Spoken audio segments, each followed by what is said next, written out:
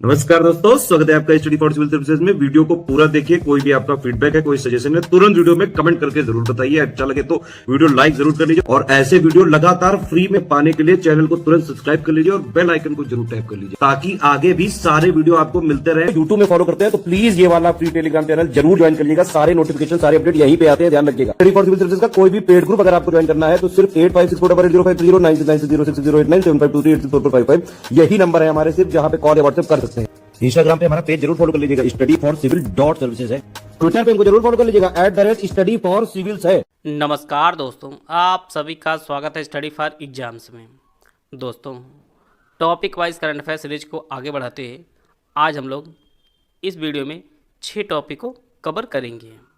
Video शुरू करने से पहले बताना चाहता हूँ, यूपीएससी, आरओ, बीओ, एपीएस सहित हमारे कई पेड ग्रुप चल रहे हैं। अगर आप इन पेड ग्रुप जुड़ना चाहते हैं तो ये हमारे दिए गए नंबर है, इस पर कॉल या व्हाट्सएप करके जो है जानकारी प्राप्त कर सकते हैं। तो आइए देखते हैं हम लोग आज का पहला टॉपिक। पहला जो टॉपिक है world local production forum WLPF, इसका जो आयोजन किया गया है वह द हेग, नीदरलैंड में इसका आयोजन किया गया है। और यह है WLPF का जो है द्वितीय संस्करण था और इसमें जो है भारत का नेतृत्व केंद्रीय रसायन और उर्वरक राज्य मंत्री भगवंत खुबा ने इसका नेतृत्व किया था। और यह WHO विश्व स्वास्थ्य संगठन की एक पहल पर बनाया गया एक मंच है। वर्ल्ड लोकल प्रोडक्शन फोरम दवाओं और स्वास्थ्य संबंधित अन्य प्रौद्योगिकी तो पहुंच बढ़ाने के उद्देश्य जो है यह एक मंच बनाया गया है और इसका जो आयोजन है द हेग, नीदरलैंड में 6 से 8 नवंबर 2023 तक इसका जो है आयोजन किया गया है। और इसके साथ ही जो है भारत और नीदरलैंड ने द हेग, नीदरलैंड में चिकित्सा उत्पाद विनियमन पर सहयोग करने और दोनों देशों के लिए चिकित्सा उत्पादों और स्वास्थ्य सेवाओं की गुणवत्ता बढ़ाने के लिए MOU पर जो है हस्ताक्षर किया है।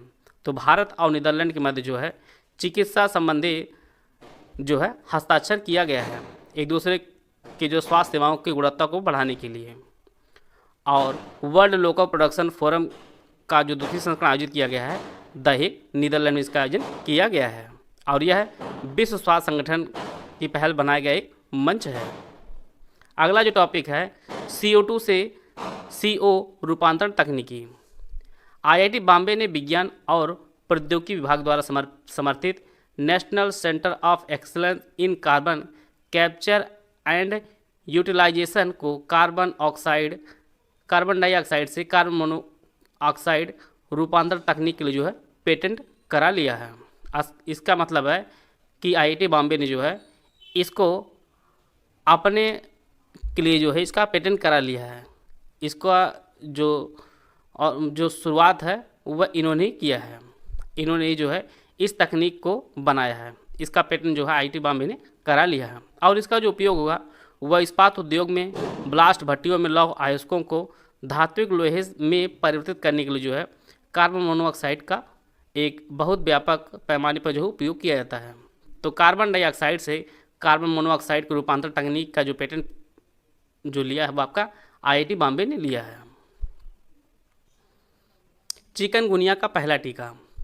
अमेरिकी खाद्य और औषधि प्रशासन US FDA ने चिकनगुनिया खिलाफ दुनिया के पहले टीके एग्जिक को मंजूरी दे दी है और यह जो टीका है यह फ्रांसीसी बायोटेक कंपनी वेलनेवा ने तैयार किया है। तो पहले जो है टीका को जो मंजूरी दी है वो आपके अमेरिका ने दिया है और यह टीका जो बनाया है वह फ्रांसीसी बायोटेक कंपनी है वेलनेवा, इसने तैयार किया है। और चिकनगुनिया जो है यह मच्छर जनित वायरल बीमारी है। यह एक वायरल बीमारी है और यह डेंगू के समान एक बीमारी है और इसका जो लक्षण होता है वह आपको बुखार लगेगा और जोड़ों में जो है गंभीर दर्द पैदा होता है। तो यह जो है चिकनगुनिया का लक्षण है। और पहली बार जो चिकनगुनिया जो देखा गया था वह अफ्रीका के तंजानिया देश में वर्ष 1952 में जो है पहली बार इसकी पहचान की गई थी। तो चिकनगुनिया का जो पहला टीका तैयार किया गया वह फ्रांसीसी कंपनी वेलनेवा द्वारा तैयार किया गया है और पहली बार जो मंजूरी दी आपके अमेरिका ने इसकी मंजूरी दी है। अगला जो टॉपिक है सैफ चैंपियनशिप 2023। इसका जो आयोजन है बेंगलुरु कर्नाटक में इसका आयोजन किया गया है और सैफ चैंपियनशिप जो है यह एक फुटबॉल का एक कप है और इसमें जो है भारत ने 5-4 से जो है कुवैत को हराकर अपना 9वीं बार यह खिताब जो है जीत लिया है। और टोटल जो है इसका 14 संस्करण आयोजित किया गया है और इसमें भारत ने जो है 9वीं बार इस संस्करण को जीत लिया है।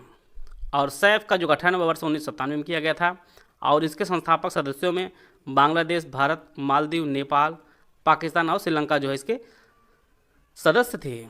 और इसका जो मुख्यालय है, इसका जो सचिवालय है सैफ का, वह ढाका बांग्लादेश में इसका मुख्यालय है। तो इस बार जो है सैफ चैंपियनशिप 2023 को भारत ने कुवैत को हराकर 5-4 से जो है 9वीं बार खिताब को जीत लिया है। और इसका जो आयोजन है वह बेंगलुरु कर्नाटक में इसका आयोजन किया गया है और यह फुटबॉल का एक कप है सैफ। अगला जो टॉपिक है आपका FAO के महानिदेशक क्यू डोंगियो जो चीन के हैं, इन्हें संयुक्त राष्ट्र खाद्य और कृषि संगठन FAO के जो है महानिदेशक के रूप में जो है फिर से चुन लिया गया है।